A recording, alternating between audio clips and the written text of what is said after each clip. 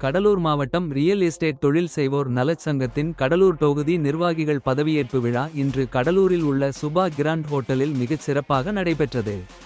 இவ்விழாவில் சிறப்பு அழைப்பாளர்களாக தமிழ்நாடு அரசு கட்டுமான தொழிலாளர்கள் நல வாரியத்தின் தலைவர் மற்றும் முன்னாள் தலைவர் பொன்குமார் கலந்து கொண்டு சிறப்புரையாற்றினார். மேலும் முன்னாள் சட்டமன்ற உறுப்பினர் கோ.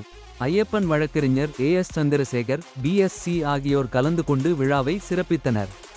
விழாவிற்கு கடலூர் தொகுதி தலைவர் தெய்வ ஜெயபிரபு அவர்கள் தலைமை தாங்கினார்.